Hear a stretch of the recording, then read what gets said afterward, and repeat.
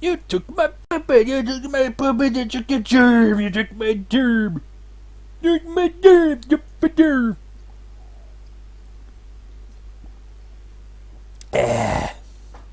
Okay.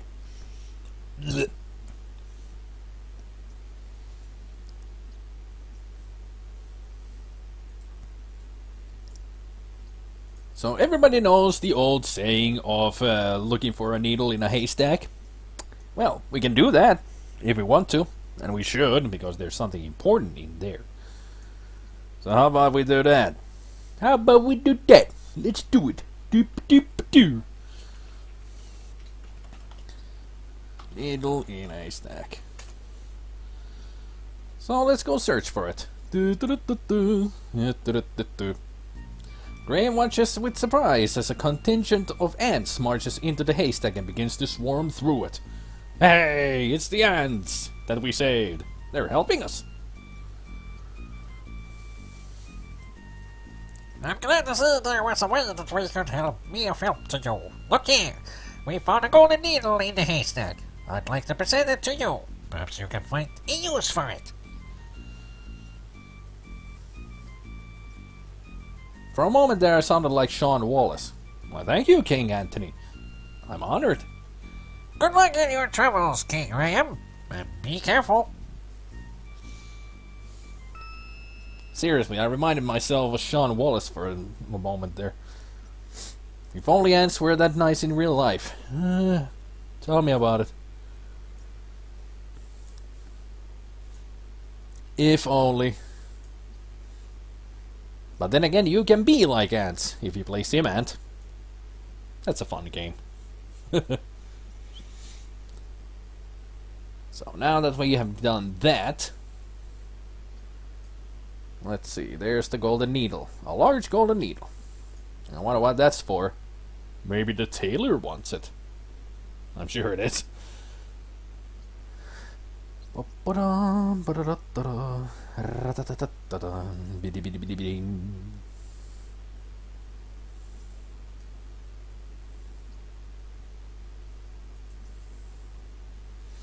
Now let's get ready here. Let's take the old shoe. Let's prepare the old shoe. Frantic squeaking alert Graham to the mangy cat chasing a white rat. Too late. The progressive already clutches on the wily cat. No! We were trying to save you! Damn it! It was too late. Restore. Try that again. We need to save the poor rat's life. Carefully, Graham searches through the haystack but doesn't see anything of importance. It's like looking for a needle in a haystack. Oh, wait a minute. We already had a needle.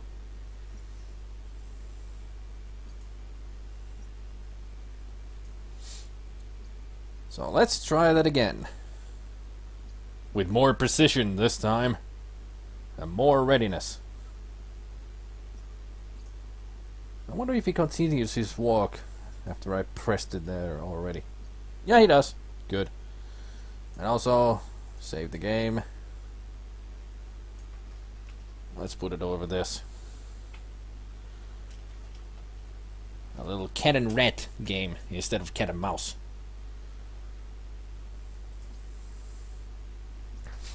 Okay. Got my aiming arm ready. Or throwing arm, rather. I don't aim with my hands. Wow. Oh, thank you, good sir. You saved my life. My children and I will never forget your kindness, and maybe someday I will be able to return the favor. Oh, I hear my children calling. Goodbye, until we meet again.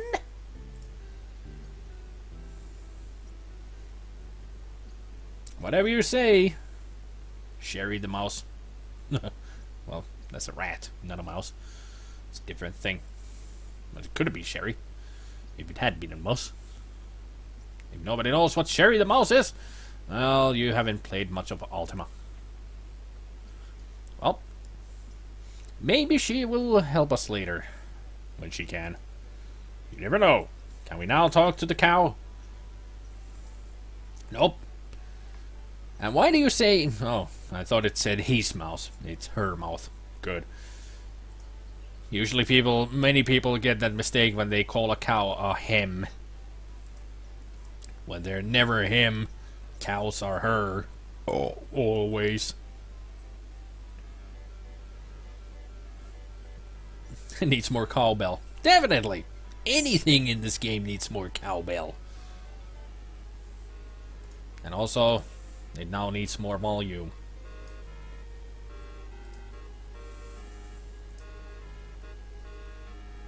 Although I just noticed that I've been changing the wrong volume there. There. Jeez. I've been stupid. I think sometimes the recording has been a little too low because of my stupidity. Ha ha ha, good for me. Ugh. Ah well. Also the mistakes that you sometimes do when you do live recordings, you know. So let's talk to them. I don't like this at all.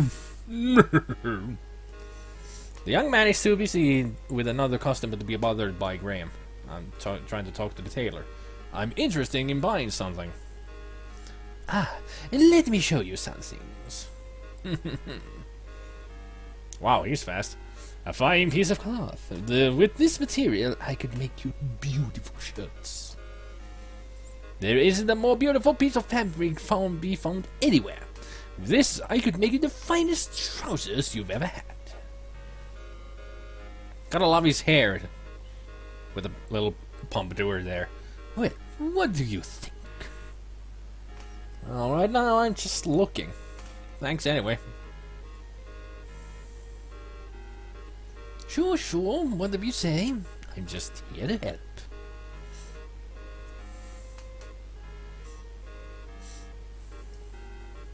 Can we talk to the cloak? Or ask something about this cloak? Not wishing to be put through another speech about fine shirts and trousers, Graham wisely keeps his mouth shut. How about I use the hand on it? Hey, let me help you with that. Oh, the cloak fits you perfectly. It just looks wonderful on you. Let me tell you, it will certainly keep you toasty warm during the coming winter. Let me know if you wish to buy it. Sure. You expect me to wear this? A big fat man there, of course. He has to be more, I don't know, something.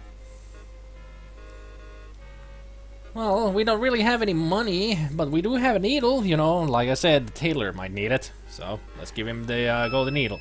My golden needle? Where did you find it? It was found in a haystack by the inn. By the inn?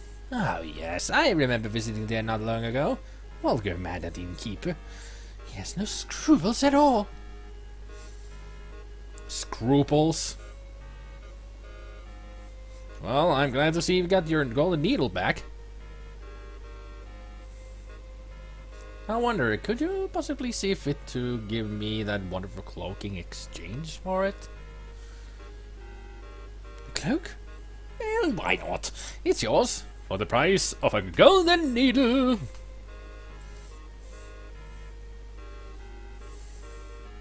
Thank you, kind sir. I'm sure it will help me in my troubles. I'm sure it will. Good luck. Au revoir. Sayonara. Auf Wiedersehen. Ciao. Arrivederci.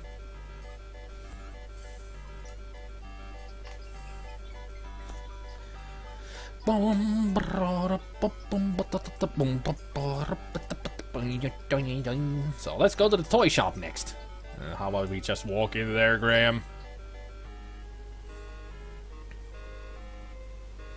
That is one huge dude. Come on in, look around. Let me know if you're interested in anything. Ho, ho, ho. The shipment of the carving wood hasn't come in yet. What should we do? If it's not in by tomorrow, I'll send you to visit the sawmill.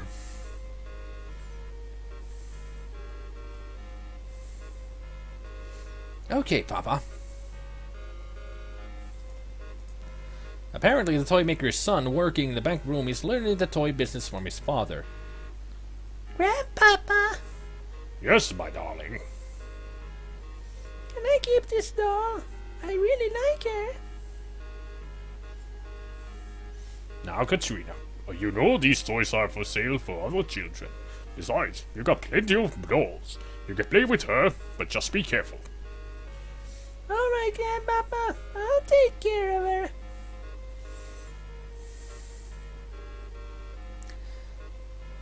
Maybe I should have played the CD version instead. You would have heard that horrible child. I think it's like a 20-year-old woman trying to sound like a child and making it awful. The plump old toy maker who sees a jolly swords carefully mends a toy while sitting comfortably behind the counter. Comfortably. Hanging on the side wall, Graham notices a strong little sled. It seems like something that we might need.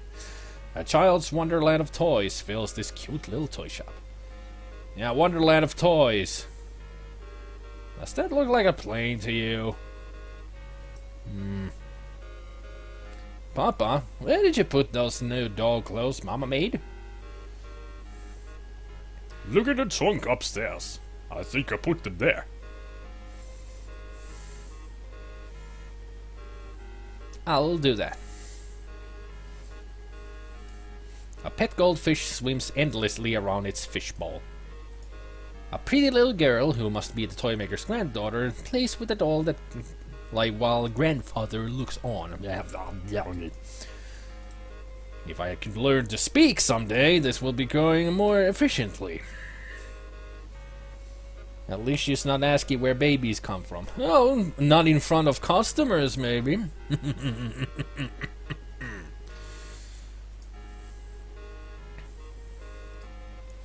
This is a fine little toy shop you have here. You must be very proud. Thank you, son. I've worked very hard on it over the years. But you know, you really need to love it. And I do. Are most of these toys your creations? Yes, most of them, but not all. Some my son made, some I bought, some I traded for. Ho, ho, ho. You're very talented. Thank you, thank you. Well, let me know if I can help you. Well, actually, let me help you by trading in for something. The little girl is too interested in her doll. She pays no attention to Graham. Graham, why would you be talking to small girls? You're an old man. It's a no-no. Aw, we can't talk to the fish. I thought we could talk to any animal. I guess we should be underwater to talk to the fish anyway. So since he is a toy maker, let's give him the marionette. Where did you get this wonderful marionette? The craftsmanship is excellent. Well, I don't know if you'll believe me or not, but I got it from a little gnome. I must have it. Can I buy it from you? Actually, you may have it, if you'll give me the sled in trade. Why, of course, but I must tell you, I think I'm getting a better deal. I can always make another sled, but finding another marionette of this quality, I don't know. So I can have the sled? Yes, take it. It's yours. Thank you very much. I think I'll find the sled very useful. Well, you enjoy it, and thank you for the marionette. Well, good luck making yourself rich with a marionette. Because it's of superb quality, after all. You never know when somebody might need a superb marionette. Now the last place. The shoemaker. Take a look around if you want, but we don't have any shoes to sell you right now. We sold our last finished pair yesterday. Our business ain't doing so good anymore, and we're getting too old to keep trying.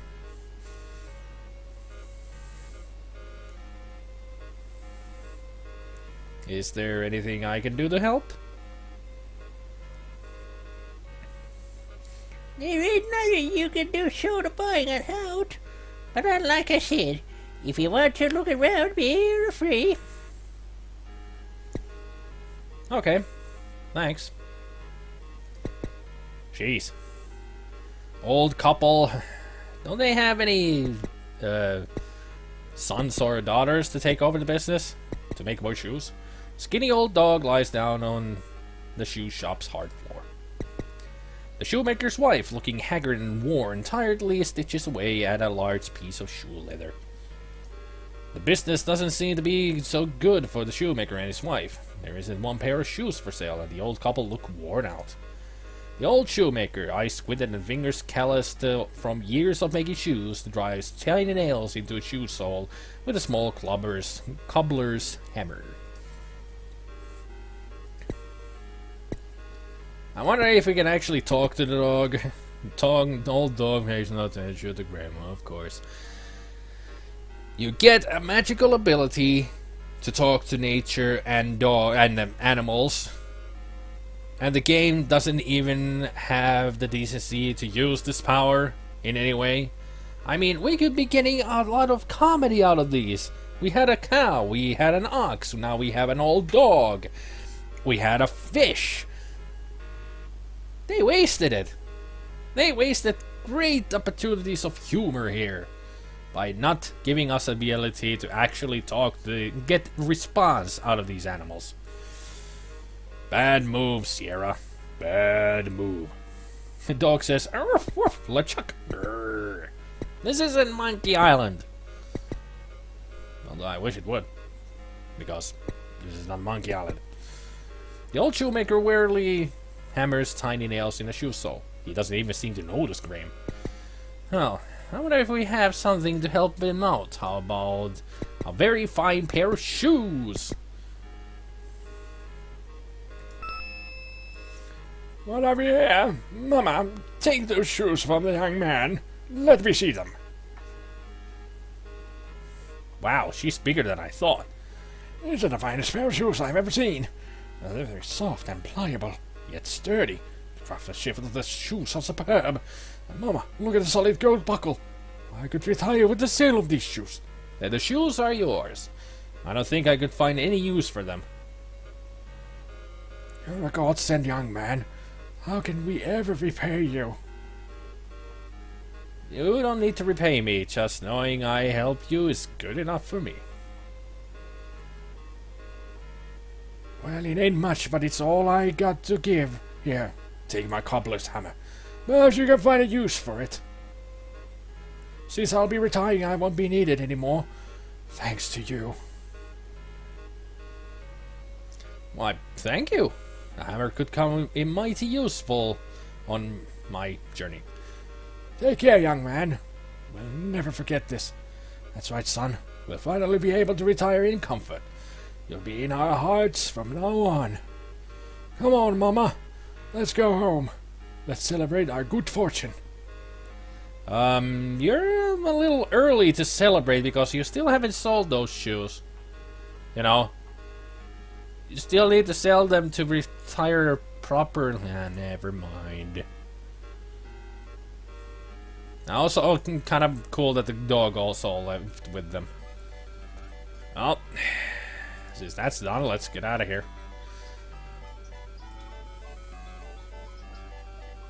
And they also need to sell the store. Yeah. I mean, not only do they still have to sell the shoes for them to properly celebrate, they also need to sell the store. I mean, they just cannot up and leave. Somebody has to take it over or change it into something else. If you follow this road along the river, you come to a town bakehouse. Yeah, I know. Shut up, stupid Cedric.